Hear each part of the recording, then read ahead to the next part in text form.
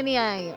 Hai Indonesia juga deh ya. Biar komplit semua kita sapa hai pemirsa gitu. Masih menyaksikan nih kalian Hai Indonesia. Terima kasih banyak loh yang masih nonton kita. Iya, soalnya masih penasaran sama makanan-makanannya. Iya karena tadi belum selesai kita bahas makanan khas Lampung ya. Ya. Terakhir itu tadi kamu aku ya. Apa kamu menyebutkan Tadi kamu bahas aku? panggang Lampung. Panggang Dan Lampung. selanjutnya ini ada yang namanya pisro nih pemirsa. Kita masih dalam episode Wonderful Indonesia wilayah Lampung. Ada jenis makanan namanya pisro. Pisro ini merupakan jenis makanan dari olahan ikan yang sering disajikan sebagai jamuan makan sehari-hari masyarakat dari Pepadun. Nah, dalam proses pembuatannya pisro menggunakan bahan utama ikan betok dan tembakang. Dan ikan yang digunakan untuk pembuatan pisro ini emang dikenal memiliki rasa yang sangat gurih. Apalagi ikan yang satu ini memiliki daging yang tebal dan juga bertekstur padat ya. Sementara sayur yang digunakan untuk pembuatan pisro ini mempunyai perpaduan rasa yang sama, yaitu manis, pedas, serta gurih.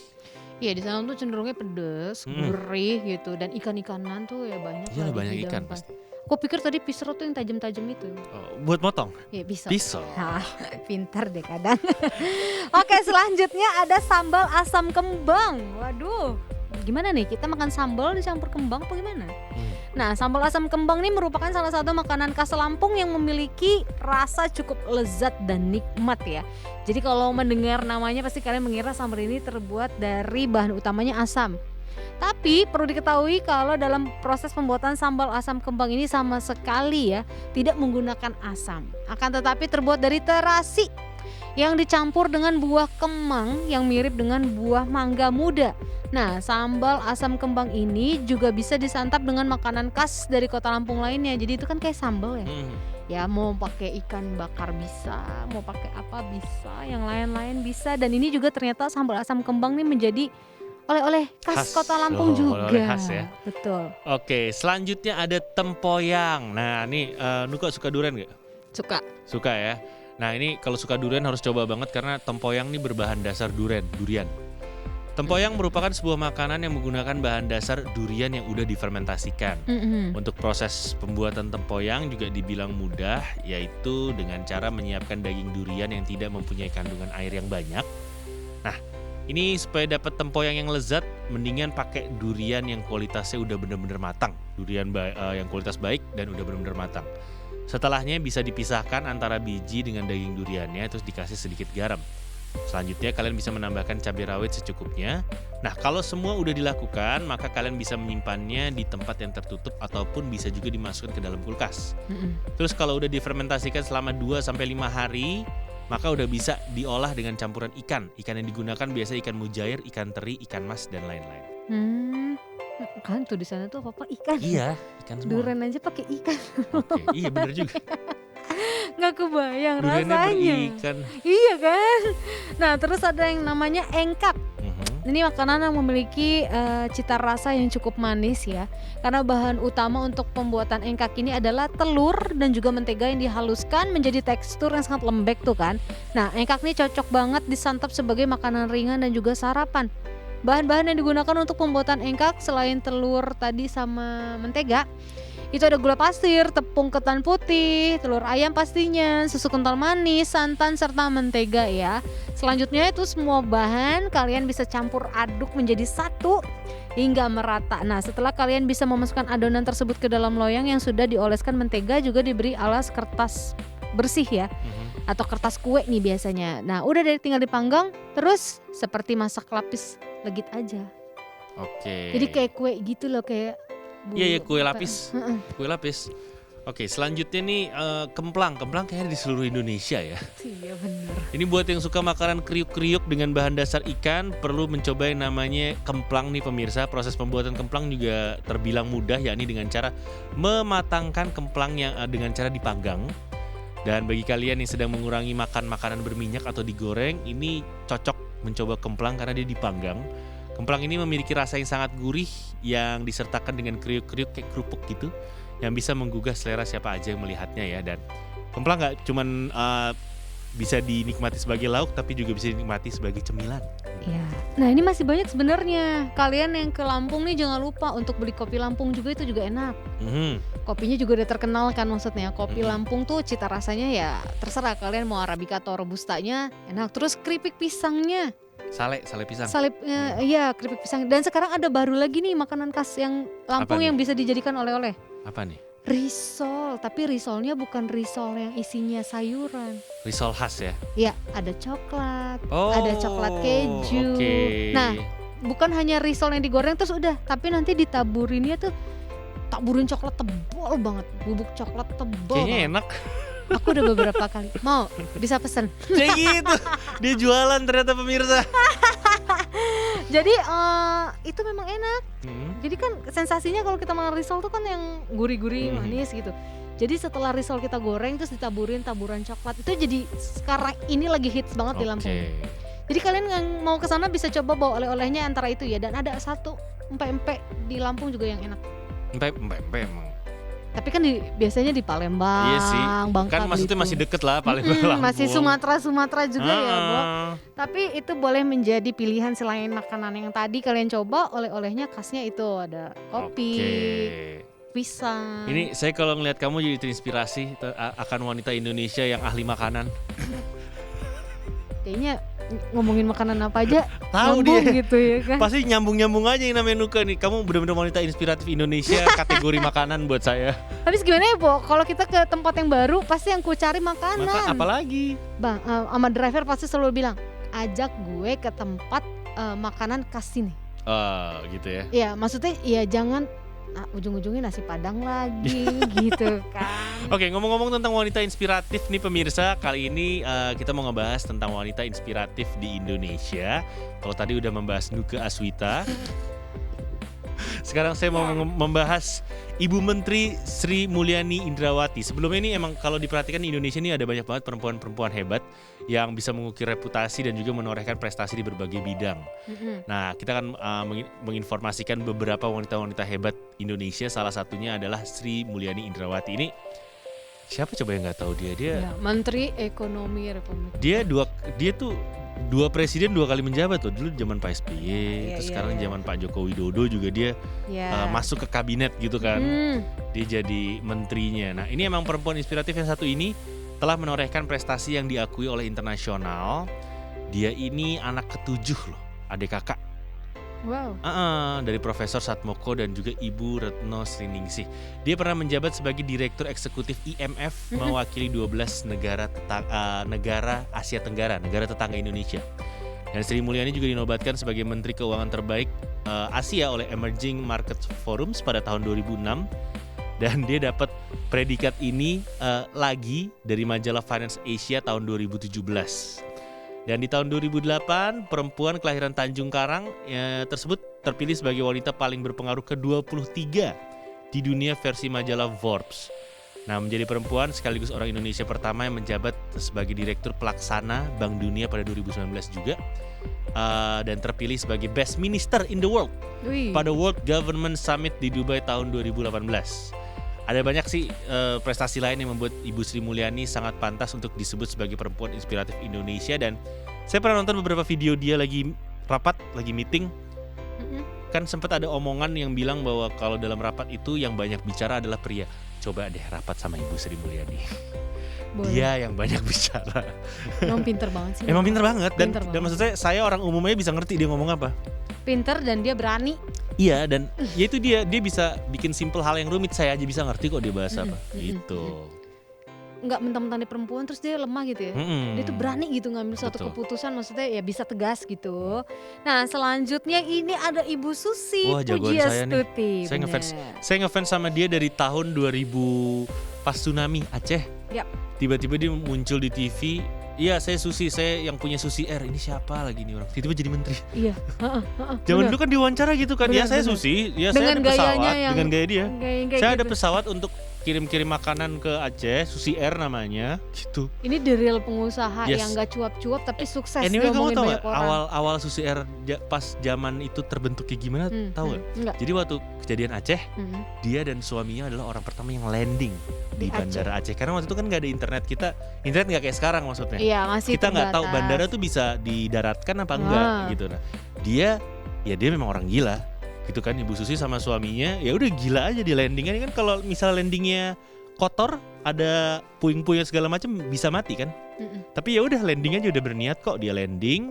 Dia pesawat pertama, dia bisa mendelegasikan barang-barang buat masyarakat. Abis itu dia bisa menelpon luar Aceh untuk bilang bahwa Aceh aman untuk dilayani. runway-nya clear, lo bisa mendarat di sini, runway-nya clear gitu. Abis itu jadi banyak orang yang mau masukin barang-barang lewat dia, makanan bantuan lewat dia. Nah karena semua orang nyarinya Susi. Kalau mau barang ke siapa? Susi. Akhirnya Susi Air. Dari situ semuanya. Luar biasa ya, tapi menjadi berkah malah ya. Berkah. Akhirnya dia bisa menjadi pengusaha yang bisa kita lihat sekarang. Susi Air udah bukan hanya kapal charteran aja. Bukan. Iya, tapi sekarang udah bisa jadi kayak setara Kapal ATR, penumpang juga bisa, kan dia. Iya, kayak gitu. Nah, Ibu Susi Pujiastuti ini memang kan kita kenal juga sebagai mantan Menteri Kelautan dan Perikanan dari Kabinet Kerja Pak Jokowi juga ya, tapi periode 2014 sampai 2019 ya. Nah, dia ini juga seorang pengusaha awalnya dengan background kalau nggak salah itu SMP doang ya sekolahnya. Sekolahnya sampai SMP. Nah, itu jangan putus asa guys. Anyway, lihat. sorry, Ibu Susi sudah lulus paket C, dia udah Iya, lulus SMA. maksudnya kalau dilihat bukan yang tadinya pendidikannya tinggi Enggak. seperti apa gitu. Tapi dia bisa membuktikan gitu loh dengan keterbatasan pendidikan dia Betul. punya, tapi dia bisa jadi pengusaha sukses kayak sekarang kita lihat gitu. Nah, memang sebagai perempuan nih, tadi kan ngomong-ngomong Ditan udah sedikit banyak menceritakan awal mula Susi Air ya. Nah itu selain Susi Air, dia punya usaha lagi nggak sih kayak misalkan ekspor ikan-ikan? Ada ikan-ikan, kan? bener. Gitu kan, eksportir kan dia kan gitu. Jadi memang nih dikenal banget orang yang gigih terus tegas kalau ngeliat Betul. itu ya kan. Salah satu yang awal mula karirnya zaman dia usia sekolah. Jadi dia selesai, dia nggak lulus SMP. Dia itu apa sih namanya? Jadi dia beli ikan dari nelayan untuk Iya, dia jual lagi.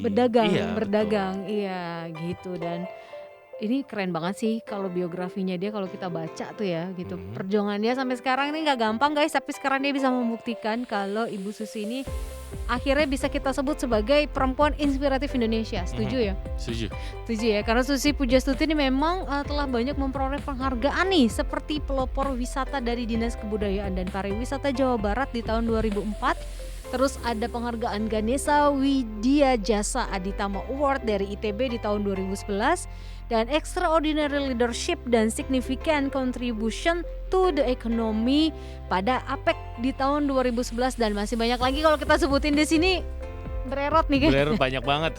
Banyak banget dan gak cukup waktu kita ya. Dan wanita inspiratif selanjutnya ini dikenal dengan marah-marahnya, Ibu Tri Risma hari ini. Tapi nggak apa-apa Bu, marahin aja terus. Saya suka ngeliat Ibu marah-marah. Iyalah, kalau ASN yang kerjanya males-malesan, mereka digaji dari uang rakyat soalnya. Marahin aja Bu, positif Marahin, kok. benar-benar gitu Bu. Kan. Dia kalau ngomong juga ceplos-ceplos dan tegas gitu kan. Iyalah. Dan kalau kerja tuh cekatan. Bahkan pernah beberapa kali turun langsung dari mobil untuk mengatur lalu lintas pada saat terjadi kemacetan. Sama ciri khasnya Ibu Tri Risma hari ini, Ibu Risma adalah bawa hate.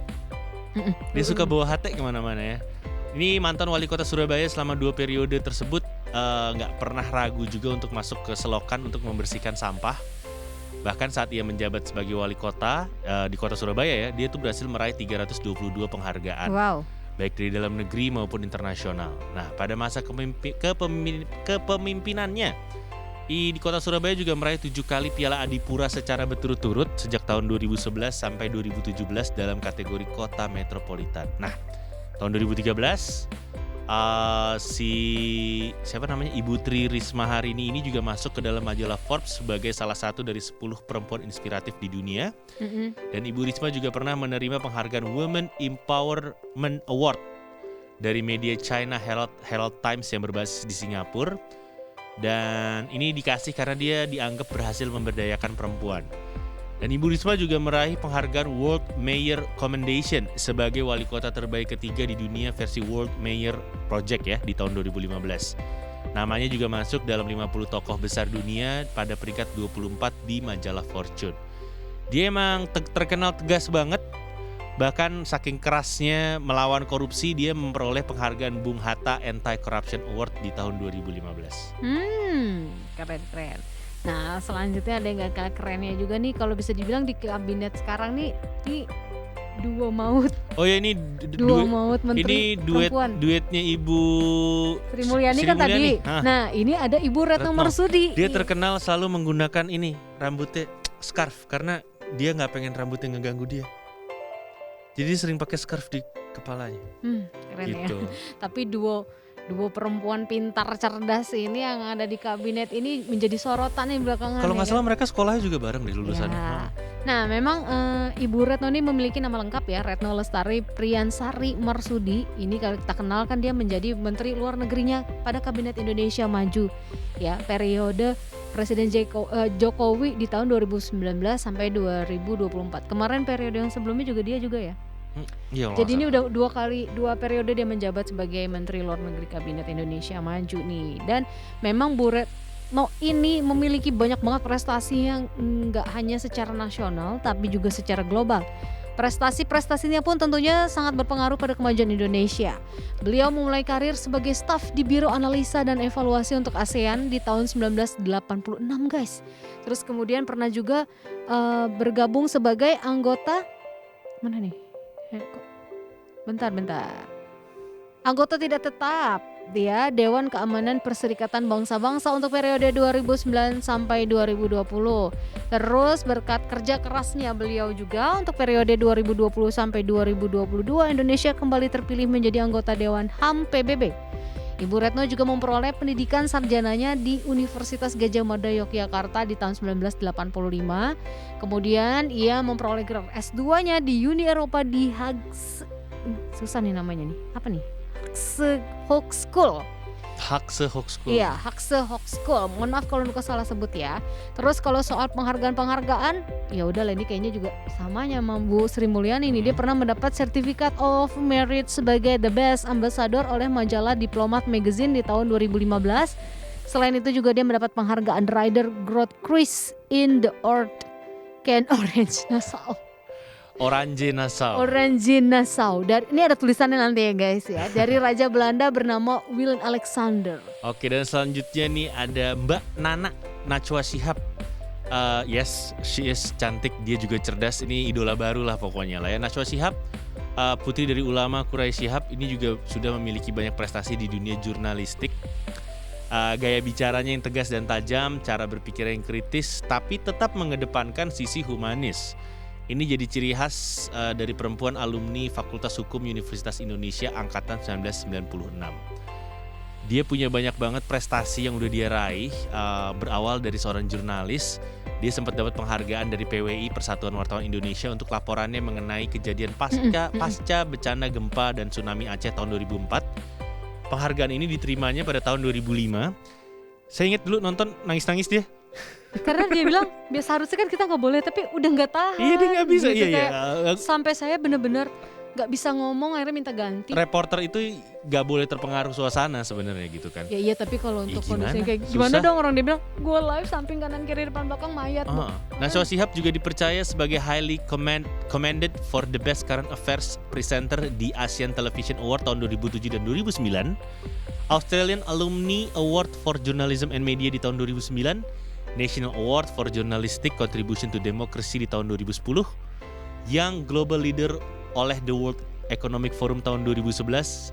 Banyak sih. Terus ada juga Most Progressive Figure oleh Forbes Magazine tahun 2015. Dan ada juga The Influential Woman of the Year dari Elle Magazine tahun 2016. Sebenarnya masih banyak penghargaan lain. Bisa Ntar dulu ya. disebutkan. Ini perempuan kelahiran Makassar, juga pernah menjadi pembicara pada Convention Asian American Journalists Association di hadapan wartawan-wartawan lainnya yang berasal dari berbagai negara. Menurut dia, perempuan kuat itu perempuan yang menguatkan perempuan lain. Kamu bisa kok, Cek. Saya Yuk cowok. bisa tapi- yuk. Yuk bisa yuk. Hashtag yuk bisa yuk. Gitu ya. Iya. Selanjutnya nih ada Mary Riana ya, cantik, muda, sukses pula ya kan. Ini memang menjadi gambaran dari sosok seorang Mary Riana nih. Terus kisah hidupnya dan kesuksesannya juga membuat dia banyak diidolakan oleh masyarakat. Kisahnya yang sangat fenomenal menceritakan bagaimana sih seorang mahasiswi pas-pasan di luar negeri bahkan sampai pernah makan roti di toilet. Namun pada akhirnya mampu meraih pendapatan $1 juta dan melunasi hutangnya sebesar $40.000. Kisah tersebut dituangkan dalam bukunya yang berjudul Mimpi $1 Juta, dan bahkan kisahnya tersebut ini sudah diangkat juga ke layar lebar ya guys ya. Dan perempuan inspiratif lulusan Electrical and Electronic Engineering di Nanyang Technological University, ini Dulu tuh dia kuliah di Singapura ya? Kalau nggak Singapura, Malaysia Nanyang tuh. Singapura. Singapura ya? Singapura, karena dia pas habis kerusuhan dia ke Singapura Singapura, dengan biaya yang pas-pasan banget itu kan. Nah, ia pernah memenangkan Indonesia Choice Award 2016 dalam kategori Creative and Innovative Person of the Year. Nah, selain sebagai entrepreneur, saat ini Mary Riana juga menjadi seorang speaker, trainer, dan motivator wanita asal Indonesia nomor 1 di Asia, guys. Dan menurut Mary Riana, wanita sejati itu tidak dinilai dari profesinya, tapi bagaimana dia bisa menjadi versi terbaik dari dirinya. Ini yang menarik dari Mary Riana, saya pernah baca artikelnya. Jadi dia itu waktu dia di Singapura, dia kan baik sama semua orang. Satu hari dia nemenin nenek-nenek jalan karena banyak bawaannya nenek-neneknya ini. Banyak bawaan kayak habis belanja, dia bawain satu, dia temenin ke rumahnya. Ngobrol aja sama nenek-nenek itu, ditemenin aja. Dan habis itu nenek-nenek itu beli produk dia banyak banget. Kalau salah produk asuransi deh. Oh, waktu itu kerjanya gitu. Kalau nggak pun nenek, jadi ternyata nenek-nenek yang dianggap nggak punya apa-apa kaya banget. Salah kaprah ya. Dia pikir nggak punya apa, dia cuma mau nemenin aja karena dia juga nggak tahu mau ngapain. Mungkin karena kasihan juga ngeliatnya nenek-nenek bawa kasihan. barang banyak gitu. Jadi Jalan ditemenin. kaki, ditemenin. Ada Ternyata cerita kayak gitu. nenek-neneknya kaya banget, Kayak, Bo. kayak banget taunya. Oke, selanjutnya ada Angki Yudhistia. Ini wanita inspiratif yang merupakan seorang penyandang disabilitas tunarungu. Dia juga menjadi salah satu staf khusus dan juru bicara Presiden Joko Widodo di bidang sosial ya. Keterbatasan ternyata nggak menghalangi Angki untuk mewujudkan mimpinya. Dia malah menjadi sosok perempuan dengan segudang prestasi. Lulusan alumni dari Fakultas Komunikasi di London School of Public Relations Jakarta sampai memperoleh gelar master ya dia. Dia pernah terpilih menjadi salah satu finalis Abang None Jakarta juga. Dia jadi None Jakarta Barat pada tahun 2008. Dan di tahun yang sama Angki juga mendapat penghargaan sebagai The Most Fearless Female Cosmopolitan 2008. Menyadari betapa sulitnya mencari pekerjaan untuk kelompok disabilitas, Angki bikin perusahaan sendiri namanya Teachable Enterprise. Nah, ini unik banget nih. Jadi Teachable Enterprise ini adalah sebuah social enterprise yang berdiri sejak tahun 2011. Misinya adalah untuk memberdayakan disabilitas Indonesia secara ekonomi di dunia tenaga kerja. Teachable Enterprise mengajak para penyandang disabilitas untuk mengembangkan ide kreatif, kayak bikin produk gitu loh. Nah, melalui situs Teachable Enterprise, mereka udah berhasil memproduksi produk-produk kecantikan. Produk-produk kecantikan yang dihasilkan tuh mulai dari body scrub sampai hair spa. Nah, perempuan yang di tahun 2019 lalu memperoleh penghargaan Asia's Top Outstanding Women's Marketer of the Year dari Asia Marketing Federation ini berharap dengan adanya Teachable Enterprise, kalangan disabilitas mampu bersaing dalam dunia kerja sehingga perekonomian mereka juga bisa terangkat dengan baik. Lumayan Inspiratif. sangat inspiratif ya. Maksudnya dia kan penyandang disabilitas tapi Tunarungu ya. bisa membuktikan kalau sekarang dia bisa maju dengan usahanya juga ya dan banyak prestasinya. Oke, selanjutnya ada Putri Indasari Tanjung. Wah, kalau dengar namanya pasti udah tahu dong beliau ini siapa ya, gitu kan. Beliau ini juga pernah menjadi salah satu dari 7 staf khusus Presiden Jokowi. Walaupun memang masih terbilang muda ya usianya, tapi dia merupakan pengusaha muda yang bergerak dalam bidang agensi kreatif. Wanita inspiratif yang akrab disapa Putri Tanjung ini merupakan lulusan Academy of Art University di San Francisco, California. Putri yang merupakan pendiri kreatifpreneur event creator saat dirinya masih berusia 17 tahun. Nah, dengan segudang prestasi yang membanggakan, Putri Tanjung juga berhasil menyebarkan virus berwirausaha di kalangan generasi milenial. Jadi pengalaman berwirausaha yang ia lakukan di usia muda ini pastinya nggak mudah. Karena kenapa? Apalagi namanya kalau disangkutkan dengan ayahnya, Khairul Tanjung. CT. Wah, pasti nih anaknya CT ya udahlah ya, udah pasti sukses bisnisnya gitu kan. Tapi walau demikian Putri berhasil membuat branding dirinya sendiri dengan segala prestasi yang dimiliki. Seperti contohnya di tahun 2020 pada rangkaian acara Hari Pers Nasional, Putri Tanjung bahkan didaulat sebagai ikon milenial yang pekerja keras, cerdas dan peduli kepada masyarakat. Menarik ya. Menarik gitu. Wanita-wanita inspiratif di Indonesia. Itu tadi kita udah menginformasikannya wanita-wanita inspiratif di Indonesia. Dan gak lupa di sebelah saya ini juga inspiratif loh, tapi spesialis kategori makanan. Spesialis makanan dan di ghosting guys. Dan di ghosting. Oke, spesialis makanan dan di ghosting itu adalah rekan saya dan senang banget pemirsa, kita udah nemenin pemirsa dari tadi dengan membahas topik utama kita tadi Wonderful Indonesia Lampung. Nah, Barusan juga kita udah ngebahas tentang sosok-sosok wanita perempuan inspiratif di Indonesia. Tapi yang bikin saya senang kita ngebahas kuliner Lampung. Iya, itu semakin kayak penasaran guys. Kita tuh kalau bahas kuliner tuh kita lemah guys. Kita berdua lemah karena kita penyuka makan ya kan. Jadi setiap ada makanan yang belum pernah kita coba tuh jadi Pengen kayak nyoba. itu kayak apa rasanya gitu. Jadi kita tuh makan, ya udah makan as always. Yoi. Pokoknya nanti pemirsa kalau misalnya udah aman nih, udah covid pandemi udah berlalu atau udah level 1 banget deh, udah bisa jalan-jalan, mungkin bisa langsung jalan-jalan ke Lampung ya. Udah bisa sebenarnya. Udah bisa sebenarnya. Bisa. Waikambas udah buka sih harusnya ya. Udah buka kayaknya. Harusnya udah buka sekarang ya. Nanti saya hubungin orangnya, siapa tahu udah buka ya. Siapa tahu kamu bisa jadi wasit gajah lagi nih. Iya, enggak, kali ini saya mau mandiin gajah. Oke, mandiin gajah. Kayaknya. Dan untuk kalian jangan lupa mandi juga mungkin. Oh iya. Yang nonton kita jangan kegoleran aja abis ini mandi terus jalanin aktivitas kalian ya. Kalian harus happy kayak kita yang selalu happy nemenin kalian biar Bener. imun kalian jadinya sehat. Pokoknya jangan lupa selain jaga kebersihan, jaga kesehatannya juga, olahraganya jangan lupa ya pemirsa ya. Makanannya dilihat-lihat yang sehat-sehat, protokol kesehatan masih tetap dipatuhi Oh, walaupun iya. udah level 1 nih. Protokol kesehatan, menggunakan masker, mencuci tangan, menjaga jarak, mengurangi mobilitas, menjauhi kerumunan. Sepertinya sih mobilitas sudah mulai normal. Udah mulai normal. Susah dijauhin mobilitas. Kerumunan juga sudah mulai susah dihindari ya. Tapi hati-hati aja pakai masker terus Ya aja itu yang penting pokoknya. masker, hand sanitizer, terus cuci tangan dan menjaga jarak. Ya, betul sekali. Kalau gitu Oke. saya Ditan Sudiro pamit undur diri dulu. Saya Nuka Zita beserta tim yang bertugas juga hari ini kita pamit undur diri. Ya, dan kita akan ketemu lagi on another session of Hi Indonesia. Berbagi cerita dan berita untuk Indonesia lebih baik hanya di mata milenial Indonesia TV, matanya Indonesia. Bye.